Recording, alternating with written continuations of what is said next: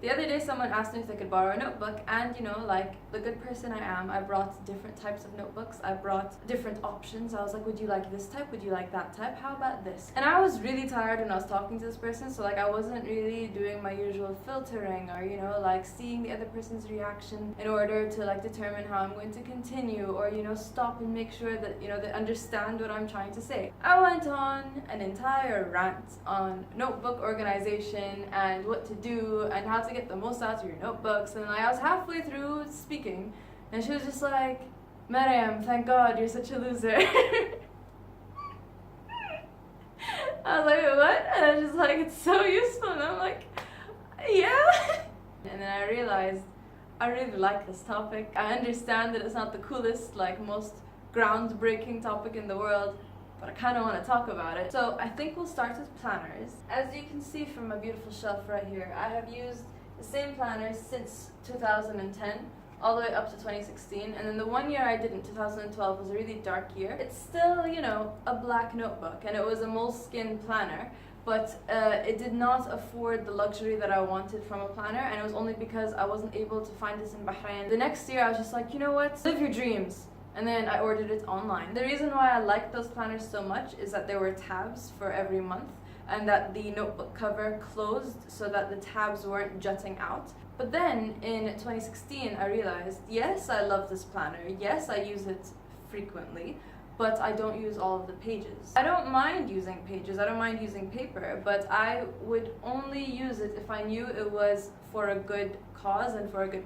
purpose. I wanted to make sure I was getting the most out of the paper usage that I was, you know, using. So I didn't want to buy any more notebooks that I would only use 12, 13, maybe 15, 20 pages max out of the year. Because those also included maps of the London Underground, it included a section for your finances, it included like a lot of things that I don't use, and I wouldn't use the daily planner section every single day, so I thought it was a waste for most of the year. So this year I started using a Lichterm, I'm not sure how to pronounce it, Lichterm notebook. Usually I buy it in a dark blue or a black color because I prefer my notebooks to look very basic and very not interesting from the outside. I don't want the average person to be walking past and be like, oh, what is in that notebook of yours? Same reasoning as when you're a child. You shouldn't have those journals that say private, keep out, if it's sparkly and pink and like fluffy. That's just inviting your siblings to come and look through it. You should get a notebook that looks like a normal school notebook or something that looks very normal and plain, and then just for you to enjoy and for you to get the most out of. This is my favorite notebook of all time. And when I say of all time, I mean of all time. It beats moleskin, it beats all the other like notebooks that say that they're great, it beats any of the cheap ones that you can find at the Baradat.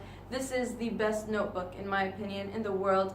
And maybe it's because I haven't experienced that many notebooks, but I am the type of person who loves stationery, but I also love it when the stationery is useful. So I don't want to buy pretty things that are going to stay on my desk for years. I want something that is here now, that is going to help me organize my life.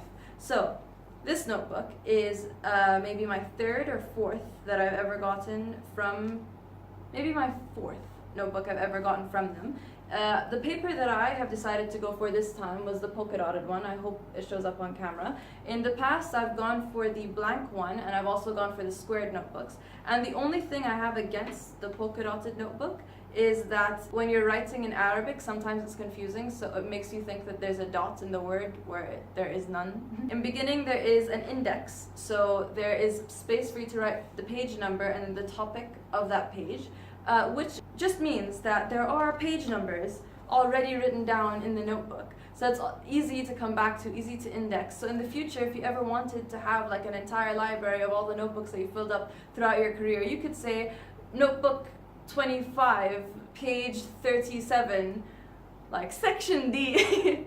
Like you could really come back to and use these notebooks for years to come because they're so easily accessible and so easily indexable. They come with these string bookmarks, which I don't use that often, but they're there. It comes with this elastic to keep your notebook closed, which is really useful if it's in your handbag or if it's going around in places with you. So you don't want things to get in between the pages, and you don't want the pages to get crumpled and squished between all the other things that you own. This is a pen holder that I also got from Lichterm, but I initially stuck it onto another notebook, finished that notebook and now it's stuck here, as you can see by the beautiful sellotape. It's good, but like it's expensive for what it is, and I found cheaper ones, so I use those instead. It comes with a little pocket where you can put stickers or scrap paper, which is what I use it for. The way I use it is as a 2017 planner. I think a really important thing when it comes to planners is that you genuinely like it and you genuinely enjoy it,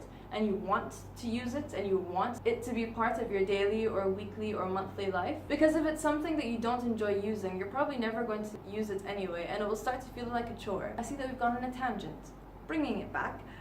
You can see on the side of the notebook, I have highlighted different parts of it, and the beginning of every single one of these highlights are actually a little bit of masking tape that I've put down just to make that part of the page a little bit thicker so that I could easily access it. And this is where I keep the beginning of every month.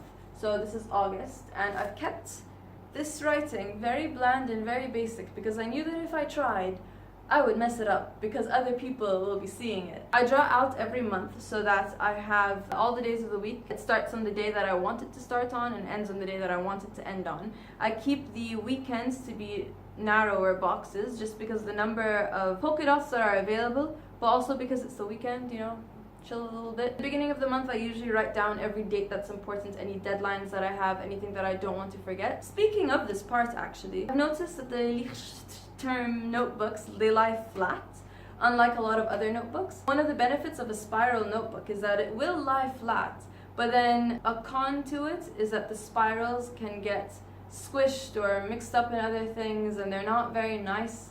Like as a spine in a bookshelf, it's not aesthetically pleasing, and it's not bound very well, which could be a plus, so then you could take them out easily. But I prefer to have my pages to lie flat and very nicely, and I noticed this with other notebooks that are not this type, or like other notebooks that aren't bound as nicely as this one, where like the notebook just kind of sticks open, like it doesn't lie naturally flat. Another thing I really like about these notebooks is that the last pages, I think the last 20 pages are perforated, so if you ever needed a piece of paper when you're out, you could just carefully take it out and it won't ruin the binding, it won't ruin the paper itself.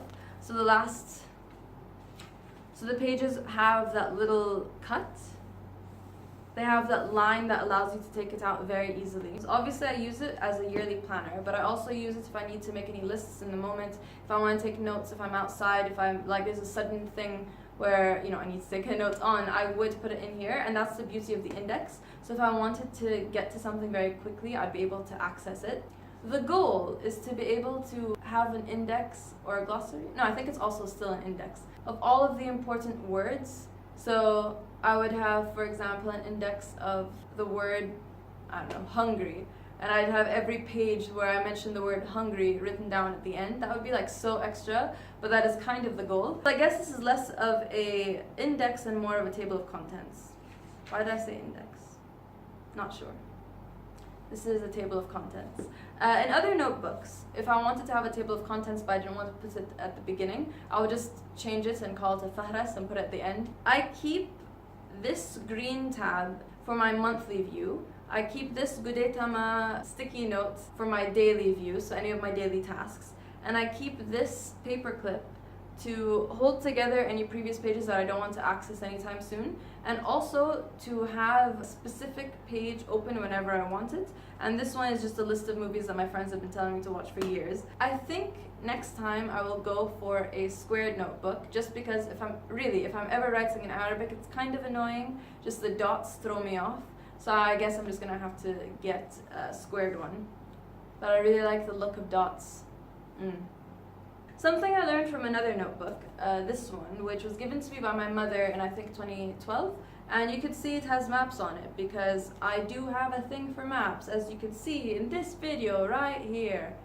Hate myself, but this is who I am. So what I learned from this notebook is that in the later pages of the notebook, they have quotes sometimes, and I don't want to read what they are because I'm trying, and I've stayed from 2012, and I've kept myself from reading all of the quotes because I don't want to get to them before their time. It's quite nice to just, when you eventually get to the page, to find the quote. If you want to ignore it, you could, but you could also sit there and ponder it. It could be just something nice, you know, it's a nice touch to a notebook. So what I've started doing is that whenever I do really enjoy a quote that I see online or in a book or whatever, I would write it down on a random page of the notebook that I'm using. So it is really, really nice when you eventually get to that page and you know you're using that page for something else, but there is just like a nice random quote at the top.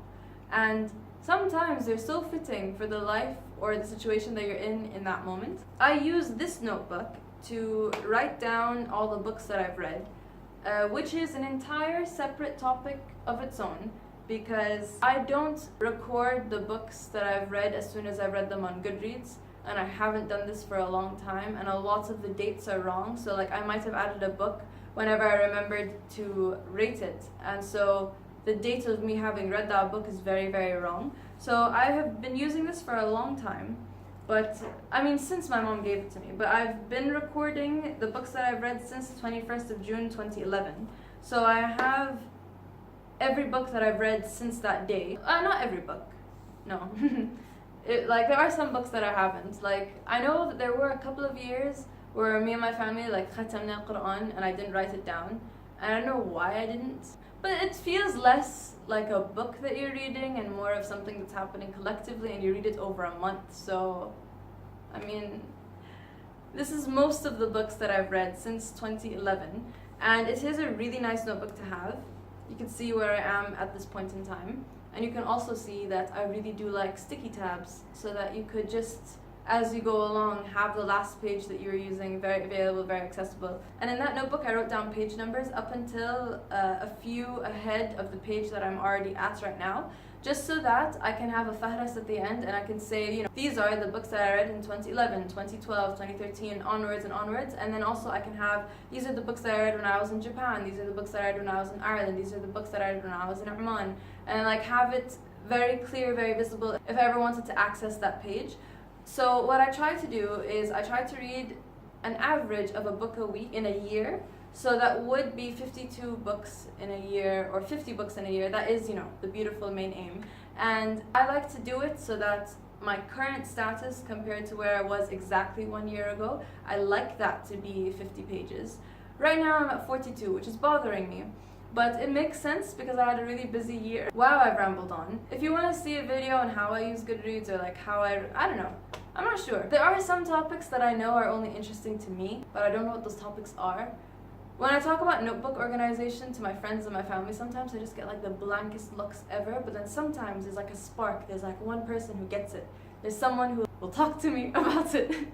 And I guess the internet is a way to just, you know, talk to a faceless viewer, have anyone who wants to care about this, care about it. I think I'm gonna end it here.